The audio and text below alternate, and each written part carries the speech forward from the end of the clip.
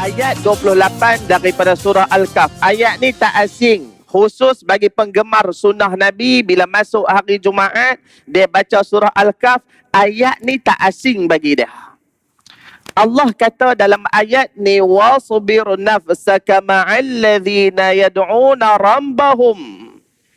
Bersabarlah kamu wahai Muhammad, dan sentiasalah mendampingi orang-orang yang mana mereka itu beribadah kepada Tuhannya. Bismillahirrahmanirrahim. Assalamualaikum warahmatullahi wabarakatuh. Alhamdulillahi rabbil alamin. Wassalatu wassalamu ala rasulihil amin. Wa ala alihi wa sahbihi ajma'in. Qala rabbi syrah li sadri wa yassir li amri wahlul 'uqdatam min lisani yafqahu qawli, amma ba'du. Ayah-ayah, ibu-ibu muslimin dan muslimat yang dirahmati Allah sekalian, alhamdulillah, pujian dan syukur kita kepada Allah Subhanahu wa taala. Masih lagi Allah memberikan kesempatan usia kepada kita, dan alhamdulillah, dengan rahmat kasih daripada Allah Subhanahu wa taala dapat kita berkumpul sama-sama pada tengah hari ini dalam usaha kita membuktikan keimanan kepada Allah Subhanahu wa taala dengan menyahut seruan untuk mendirikan solat pada hari Jumaat di waktu zuhur secara berjemaah, ataupun kita sebut solat Jumaat. Dan sebelum kita masuk kepada mimbar khutbah dan salat Jumaat, sama-sama pada tengah hari ini kita mengambil kesempatan untuk kita berkongsi ilmu Allah Subhanahu wa taala. Mudah-mudahan Allah merahmati pertemuan kita pada tengah hari ini, insya-Allah.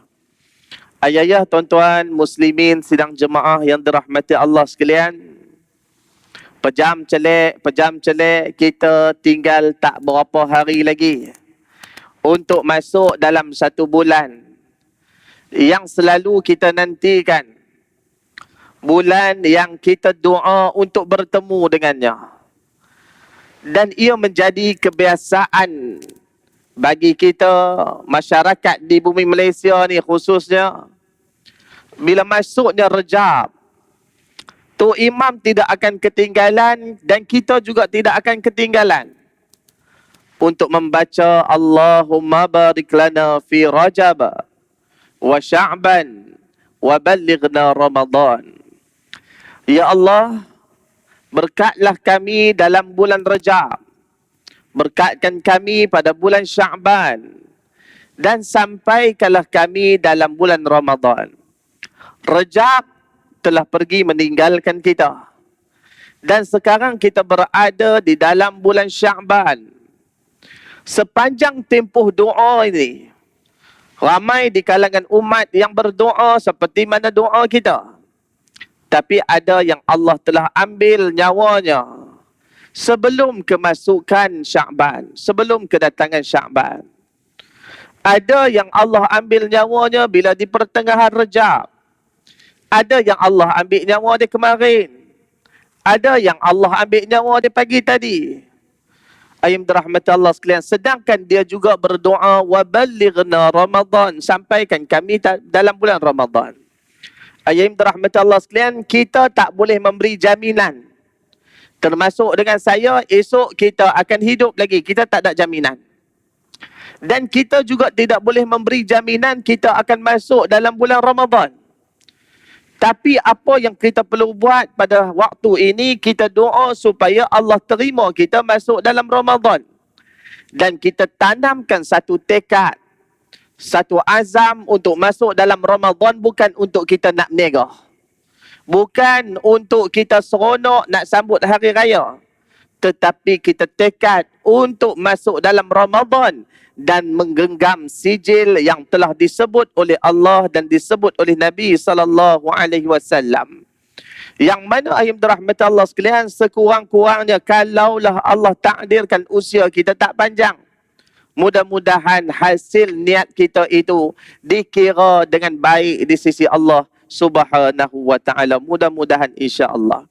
Ayah, tuan-tuan, sidang jemaah yang dirahmati Allah sekalian, pada tengah hari ini saya nak mengajak untuk kita semua untuk mengambil manfaat daripada beberapa ayat-ayat Allah Subhanahu wa taala, dan saya nak pilih suratul Kahf. Tambah-tambah kita yang duduk pada hari ini di dalam hari Jumaat. Antara saranan daripada Ar-Rasul sallallahu alaihi wasallam, man qara'a suratul Kahf fi yaumil Jum'ah adha'a lahu minan nur ma bainal jum'atain. Kata Nabi, barang sesiapa yang membaca surah Al-Kahf pada hari Jumaat, pada malam Jumaat, pada petang Jumaat, Allah akan jadikan kepadanya cahaya di antara dua Jumaat. Dan tengah hari ini saya nak pilih beberapa ayat daripada surah Al-Kahf. Mudah-mudahan ada manfaat apa yang kita nak kongsikan tengah hari ini insya-Allah. Dan saya mulakan dengan ayat 28 daripada surah Al-Kahf. A'udzubillahi minasyaitonir rajim.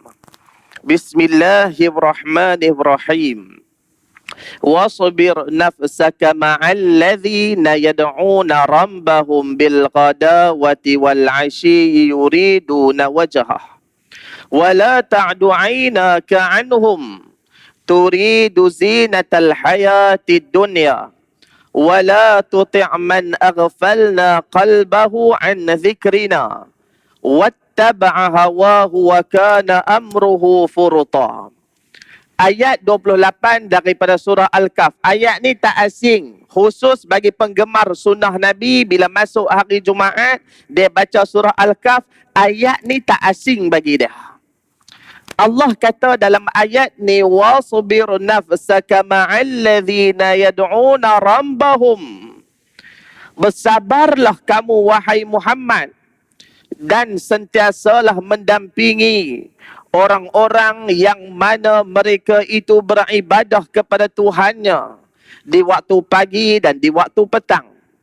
Yang mana ibadah mereka kepada Allah itu tak lain tak bukan untuk mendapatkan keredaan daripada Allah semata-mata. Dan janganlah engkau memalingkan pandanganmu daripada mereka hanya kerana engkau mahukan kesenangan hidup di dunia. Dan janganlah engkau mematuhi orang yang telah kami ketahui hatinya lalai daripada mengingati dan mematuhi pengajaran kami di dalam Al-Quran, serta ia menurut hawa nafsunya dan tingkah lakunya pula adalah melampaui kebenaran. Ayah-ayah ibu muslimin muslimat yang ayah-ayah ibu tuan-tuan muslimin sidang jemaah yang dirahmati Allah sekalian. Ayat ini turun sebagai satu bentuk teguran kepada Ar-Rasul sallallahu alaihi wasallam. Sebab apa yang Allah buat teguran kepada Nabi? Ini membuktikan Nabi itu adalah manusia dan makhluk di sisi Allah Subhanahu wa taala yang juga terdedah kepada kesilapan. Dan ini tidak menghilangkan keagungan dan kemuliaan Nabi, kerana Nabi itu maksum daripada sebarang dosa. Ayah-ayah muslimin sidang jemaah yang dirahmati Allah sekalian, kalau kita tengok di dalam ayat yang lain juga, ada juga ayat yang Allah Subhanahu wa taala memberikan teguran kepada Ar-Rasul. Kalau kita baca di dalam surah yang lain, Allah sebut, Abasa wa tawalla an ja'ahul a'ma wa ma yudrika la'allahu yazzakka aw yazzakkaru fatanfa'u dzikra. Dalam ayat ni juga, dalam surah ni juga adalah ayat dan surah yang diturunkan untuk tegur perbuatan Nabi sallallahu alaihi wasallam.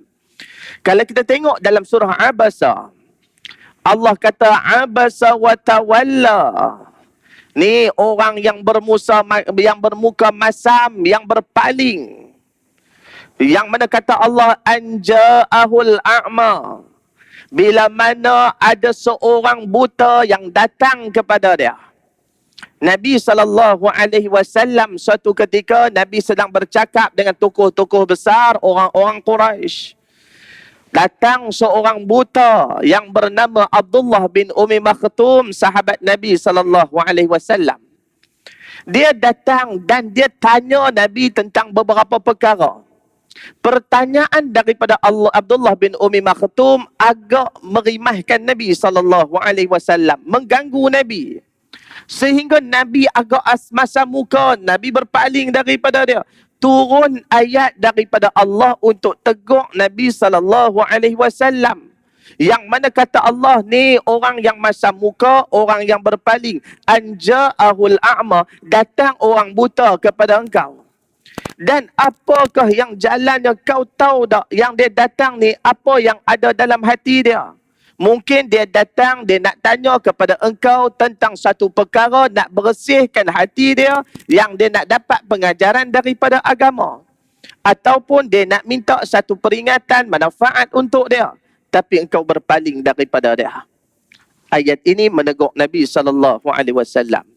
Begitu juga kalau kita baca dalam surah Al-Kahf ayat 28. Ketika mana disebutkan Nabi SAW bila ada cadangan kepada Nabi. Kata, ya Rasulullah, boleh tak kalau kita buat program khusus untuk orang-orang kaya, orang-orang bangsawan, orang-orang yang ternama, yang mana diorang ni agak tak tertarik dengan Islam, agak jauh dengan Islam. Bukan sebab apa? Sebab diorang tak mau berkumpul dengan orang-orang yang susah. Orang-orang yang pakaiannya lusuh, orang-orang yang pakaiannya berbau. Dia orang tak mau duduk kumpul dengan orang-orang macam ni. Ayam dirahmati Allah sekalian. Antara orang-orang tersebut seperti Salman Al-Farisi, seperti juga orang kata Bilal, seperti Khabbab, yang orang susah, pakaiannya compang-camping. Ayam dirahmati Allah sekalian. Sehingga Nabi SAW terfikir, Nabi bukan nak dunia. Nabi bukan nak nama. Nabi bukan nak diangkat dan diagungkan. Bukan Nabi nak jadi raja. Kalau Nabi nak semua tu, Nabi dah dapat bila mana didatangkan kepada Nabi SAW wakil daripada Quraisy, iaitu Utbah bin Rabi'ah.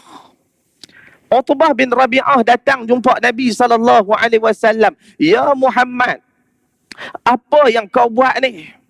Sebab apa yang kau buat dakwah ni? Sebab apa yang kau nak pecah belahkan masyarakat Quraisy? Sebab apa yang kau sebarkan agama baru yang mana kau tinggalkan agama lama? Kau nak jadi raja ke Muhammad? Kalau kau nak jadi raja, kau jangan risau. Kami semua akan berpakat, kami akan angkat kau sebagai raja untuk bumi Mekah. Adakah kau buat semua ni kau nak cari pengaruh untuk kumpul kekayaan kau? Kalau kau nak kaya, kami kumpulkan seluruh khazanah Arab, kami akan jadi kau orang yang paling kaya di kalangan Arab. Ataupun kau buat semua ni untuk apa Muhammad? Kau nak bagi orang pandang kau dan orang suka dekat kau, dan kau nak dapat isteri yang cantik-cantik. Kau jangan risau Muhammad. Kami cari kat kau. Berapa orang kau nak? 10 orang? Daripada kalangan wanita-wanita Arab yang cantik, kami bagi kat kau. Ayam dirahmati Allah sekalian. Yang mana semua itu ditolak oleh Ar-Rasul SAW. Sebab itu Nabi ni, bila mana dia berkeinginan untuk buat program khas bersama dengan orang-orang besar ni, bukan kerana keinginan dunia, tetapi Nabi melihat kepada matlamat dan usaha dakwah. Sebab mungkinlah kalau buat dengan pembesar-pembesar ni, buat dengan orang-orang besar ni, orang-orang yang berada ni, dia orang boleh tarik crowd. Boleh tarik orang lain untuk masuk dengan agama. Boleh tarik masuk dengan Islam ni. Itu mungkin keinginan Nabi SAW. Tapi Allah tegur Nabi SAW supaya jangan sekali-kali engkau buat double standard terhadap orang-orang yang susah. Wala ta'du 'ainaka 'anhum turidu zinatal hayatid dunya. Jangan kau palingkan mata engkau kepada perhiasan kehidupan dunia. Ini teguran Allah kepada Nabi SAW. Dan sudah tentu Nabi bukan nak kepada dunia, tetapi Nabi memikirkan tentang matlamat dan juga hala tuju dakwah yang nak diperkembangkan. Ayah muslimin sidang jemaah yang dirahmati Allah sekalian. Dan Allah kata, janganlah engkau mengikuti kehendak mereka dan janganlah engkau mematuhi mereka yang kami dah tahu hati mereka lalai daripada mengingati Allah Subhanahu wa taala. Yang mana mereka itu hanya mengikut hawa nafsu dan tingkah lakunya pula adalah melampaui kebenaran. Ayat sidang muslimin jemaah yang dirahmati Allah sekalian. Ayat ini adalah satu bentuk teguran kepada Nabi SAW dan kita juga boleh ambil manfaat daripada ayat ni. Khusus kepada para pendakwah pada hari ini. Ayat dirahmati Allah sekalian, kadang-kadang kita terkilan. Minta maaf lah, mungkin ada orang tak setuju saya cakap ni. Tapi kadang-kadang kita terkilan. Bila mana hari ini, ayat dirahmati Allah sekalian, usaha dakwah itu diperdagang dan diniagakan. Saya teringat satu status yang dimuat naik oleh Dr. Syauqi Othman. Saya rasa semua kenal dia. Salah seorang ilmuwan dekat bumi Malaysia kita ni. Bila mana dia sebut dalam status Facebook dia, antara ketakutan dia, bila mana ada orang mesej dia, tanya dia, doktor, rate doktor nak bayar berapa untuk kuliah ni? Dia kata dia takut. Dan benda itu juga disebut oleh pendakwah-pendakwah yang lain, termasuklah Syamsul Debat dan sebagainya. Tuan-tuan muslimin jemaah yang dirahmati Allah sekalian, kadang-kadang kita kecewa. Bila mana program yang kita nak anjurkan, kita nak panggil mungkinlah ustaz yang mungkin ada pengaruh, yang ada nama sikit, kadang-kadang diletakkan dengan bayaran yang agak tinggi. Mungkin ada orang setuju, mungkin ada orang tak setuju. Saya, tuan-tuan muslimin dirahmati Allah sekalian, satu kenangan lah, satu pengalaman saya, satu masjid yang saya mengajar di Pulau Pinang. Saya mengajar masjid ni lama. Masjid pertama yang saya mengajar di Pulau Pinang. Yang mana AJK waktu tu, Setiausaha call saya. Dia kata, ustaz, ada satu kes ni nak tanya pandangan lah. Sebab ada seorang ustaz ni, dia masuk program rancangan. Sebelum tu dia kuliah macam biasa, dia masuk program satu rancangan. Saya pun tak tahulah Imam Muda ke, PU ke apa semua, saya tak tahulah benda-benda tu. Yang mana bila dia duduk dalam top final dalam program tersebut, habis program tersebut, dia telefon pihak masjid. Dia kata, ni saya ni alhamdulillah jadi top untuk program ni. Dan saya pula ni jemputan banyak. Boleh tak saya nak minta masjid up sikit saya punya bayaran bulanan saya? Tuan-tuan muslimin sidang jemaah yang dirahmati Allah sekalian, saya tak cakap banyak. Cuma saya kata dekat masjid tu, buang terus ya. Mungkin ada orang setuju dan mungkin orang tak setuju. Tetapi dakwah bukan urus niaga. Dakwah ni tanggungjawab. Kita duk kuliah ke, kita duk tazkirah ke, ini tanggungjawab. Sebab itu Allah kata, watlu ma uhiya ilaika min kitabi rabbik la mubaddila li kalimatihi wa lan tajida min dunihi multahada. Yang mana kata Allah, dan baca serta turutlah apa yang diwahyukan kepadamu daripada kitab Tuhan. Allah suruh Nabi sampaikan wahyu yang telah diberikan Allah kepada Nabi SAW. Jangan sembunyikan. Begitu juga mereka yang mempelajari agama, mereka yang mendapat ilmu, kena sebarkan. Ini amanah ilmu. Tuan-tuan sidang jemaah muslimin yang dirahmati Allah sekalian. Dan bila mana kita sebut tentang ayat ni, Allah Subhanahu wa taala sebut kepada kita, wa qulil haqqu min rabbikum faman syaa'a falyu'min wa man syaa'a falyakfur inna a'tadna lizalimina naran ahata bihim suradiquha wa in yastaghithu yughathu bima'in kalmuhli yashwil wujuh bi'sa syarab wa sa'at murtafaqa. Ayat dirahmati Allah sekalian, Allah sebut dalam ayat ke-29, Allah kata, katakanlah sesungguhnya kebenaran itu daripada Allah. Dan barang sesiapa yang nak beriman, hendaklah dia beriman. Barang sesiapa yang nak kufur, nak kafir, biarkan ia kafir. Sesungguhnya kami telah sediakan bagi orang-orang yang zalim itu neraka yang gelojaknya mengepung mereka. Dan jika mereka meminta minum, nescaya mereka akan diberi minum dengan air seperti besi yang mendidih, yang menghanguskan muka. Itulah minuman yang paling buruk dan tempat istirahat yang paling jelek. Ayah muslimin sedang jemaah yang dirahmati Allah sekalian. Sebab itu kebimbangan Nabi SAW. Kalau kita baca di awal-awal surah Al-Kahf, ada ayat yang Allah tegur Nabi SAW. Ya Muhammad, kau jangan runsing lebih. Kau jangan fikir lebih. Kau jangan beremosi lebih. Sehingga tindakan-tindakan itu boleh mengugat jiwa kau sendiri. Kerana Nabi tertekan, Nabi beremosi bila orang tak terima dakwah Nabi SAW, sehingga dia boleh membentuk kemurungan dan boleh menyebabkan kematian Nabi SAW. Allah tegur Nabi SAW. Sebab itu Nabi ni dia punya excited terhadap dakwah, dia punya sungguh-sungguh. Sebab itu dia terkesan bila mana ada orang tak mau terima dakwah dia. Allah kata kepada Nabi, sesungguhnya kebenaran itu pada sisi Allah. Dibentangkan kepada dia kebenaran, dibentangkan kepada dia kebaikan, terpulang kepada dia, dia nak terima ataupun tidak, kata Allah Subhanahu Wa Taala. Kita tak akan disoal. Kalau kita tengok bagaimana dakwah Nabi Allah Nuh alaihi salam, dia di dalam tempoh 950 tahun dia dakwah, lebih kurang 83 orang sahaja yang ikut dakwah dia. Tu 950 tahun. Kalau kita tengok pada kuantiti hasil dakwah Nabi Allah Nuh, kita akan kata Nabi Allah Nuh tak berjaya.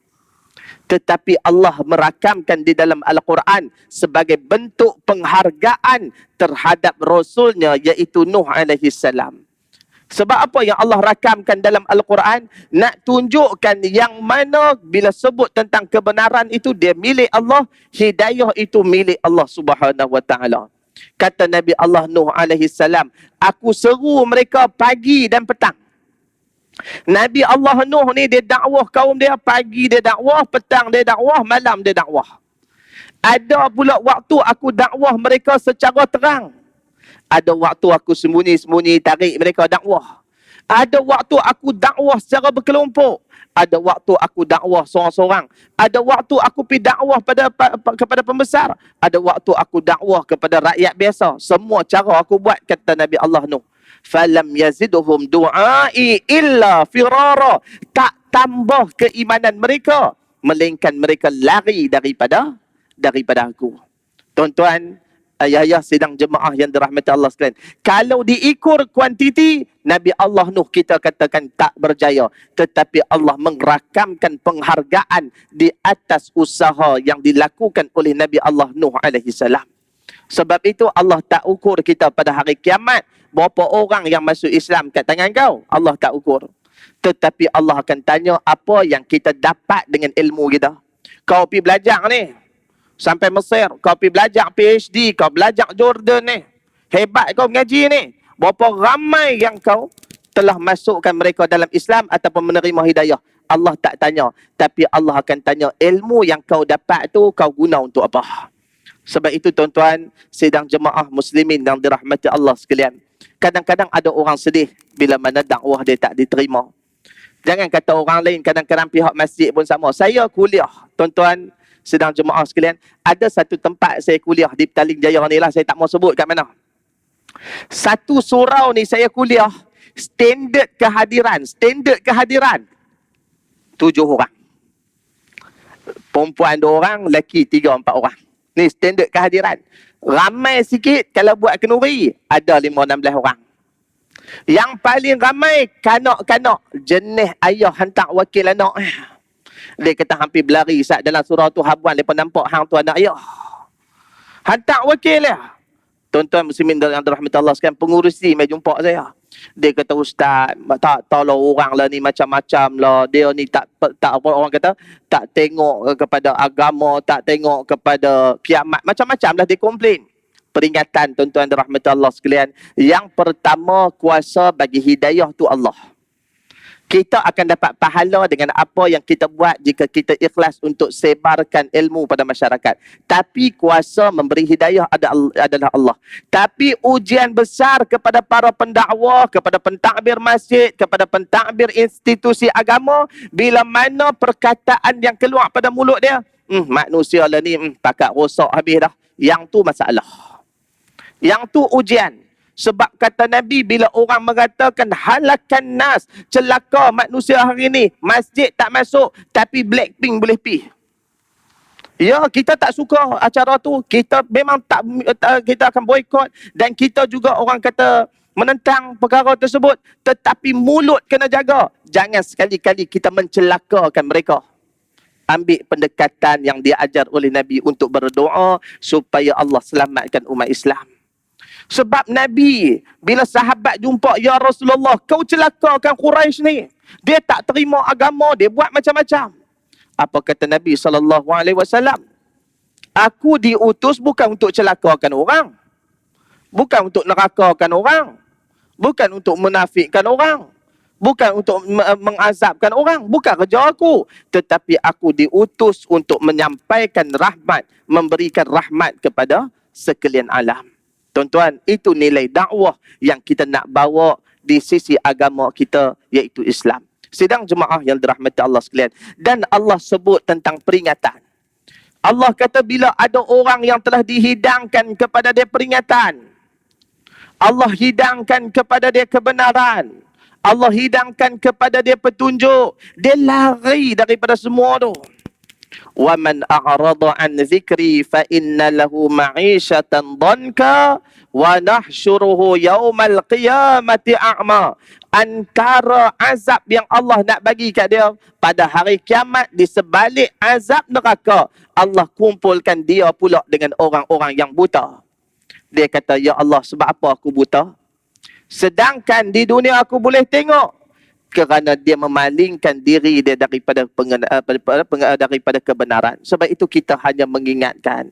Tapi kita tidak ada tugas untuk meletakkan mereka dalam neraka. Saya, tuan-tuan, sidang jemaah yang dirahmati Allah sekalian, bila mana kita sebut tentang neraka dan syurga, Nabi SAW sebut pada kita satu hadis yang tak terjangkau di akal kita.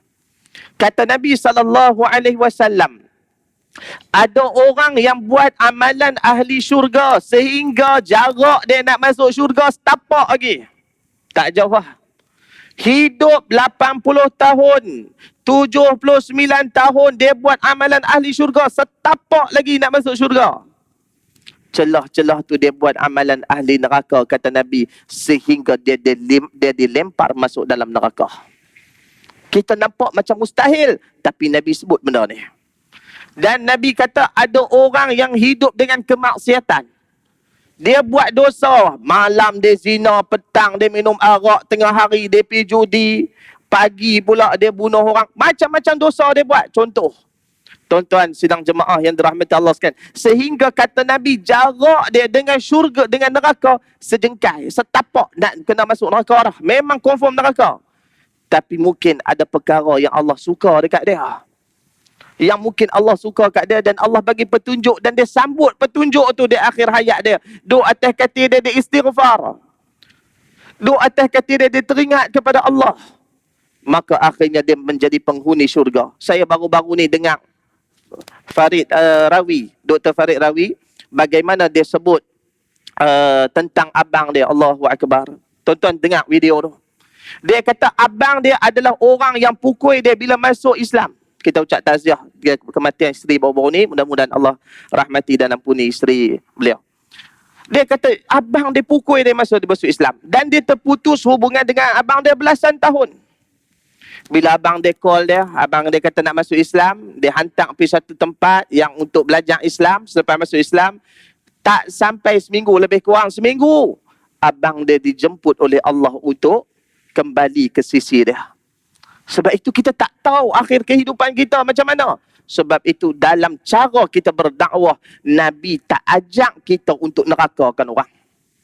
Dalam konteks kita dakwah, Nabi tak ajak kita untuk meletakkan orang itu di dalam neraka. Tetapi kita meletakkan Islam itu sebagai cara panduan untuk kita melakukan dakwah dengan kita memberikan peringatan-peringatan kepada mereka. Dan kata Allah Subhanahu Wa Taala, kalau peringatan tak diterima, kalau peringatan itu tak disambut dengan baik, orang-orang yang zalim ini, kata Allah Subhanahu Wa Taala, pada hari kiamat mereka akan dimasukkan dalam satu tempat yang gelojaknya adalah neraka, yang meliputi mereka atas, bawah, kiri, kanan, depan, belakang. Mereka akan dibakar di dalam neraka Allah Subhanahu Wa Taala. Allah suruh kita hanya sampaikan peringatan. Tuan-tuan sidang jemaah yang dirahmati Allah sekalian, yang mana kata Allah itu adalah tempat istirahat yang paling buruk. Istirahat yang paling buruk. Kita ni bila kita mati, bila mana kita dibangkit di hadapan Allah, waktu tu waktu yang kita dah tak buat amalan apa dah. Waktu tu kita dah tak kena buat amanah apa dah. Tak perlu solat, tak perlu zakat, tak perlu buat apa dah. Waktu tu waktu kita istirahat. Tapi kata Allah ada dua tempat istirahat. Salah satunya tempat istirahat yang paling buruk, iaitu neraka. Dan kata Allah, ahli-ahli neraka, mudah-mudahan kita ni jauh daripada neraka. Yang mana ahli-ahli neraka ni, kata Allah Subhanahu Wa Taala, di samping gelojak azab yang mereka rasa di keliling mereka, panas waktu tu, dia minta air kat Tuhan. Dia kata, ya Allah, kami ni kena seksa, bagilah air. Allah bagi dah air. Allah bagi air. Tapi air, iaitu besi yang telah dididihkan, bila minum, kata Allah, menghancurkan wajah-wajah mereka. Bukan tambah rasa, bukan hilang rasa sengsara, menambahkan kesesaraan kepada mereka. Sebab itu, tuan-tuan sedang jemaah yang dirahmati Allah sekalian, Allah sayang kepada hamba dia. Sebab Allah itu dengan sifat Ar-Rahman, Allah itu dengan sifat pengampun, Allah itu dengan sifat penyayang. Allah ni dengan sifat itu sedaya upaya nak pastikan hamba dia tak masuk berehat di tempat yang disebut sebagai neraka. Sebab itu kita ni tengok dalam peristiwa Isra' dan Mi'raj, bagaimana Nabi naik turun jumpa Allah sehingga jadi 5 waktu. Nabi Allah Musa kata, Muhammad minta lagi kurang ke Allah. Nabi kata, aku dah cukup malu dah. Dan terdengar satu suara, wahai Muhammad, bila mana umat kau solat 5 waktu, aku gandakan kepada dia 10 gandaan. Makna dia 5 waktu kita solat, macam 50 waktu. Setiap kebaikan yang kita buat, Allah bagi 10. Setiap niat kita, Allah bagi 1, kalau niat baik. Tapi kalau contoh kita ni, lepas sembahyang Jumaat, duk kata, ish, habis sembahyang Jumaat ni ingat nak pergi tikam nombor. Contohlah kan, tapi kalau ada tu masalah jugalah. Dia niat, Allah tak letak lagi. Malaikat tak catat lagi dosa. Bila dia pi tu, dia beli nombor ekor tu, baru tulis pada dia 1. Tapi kalau pi tu, dia kata, Allah, ish, tak boleh ni, kata ni, Tuhan marah. Allah letakkan kepada dia kebaikan.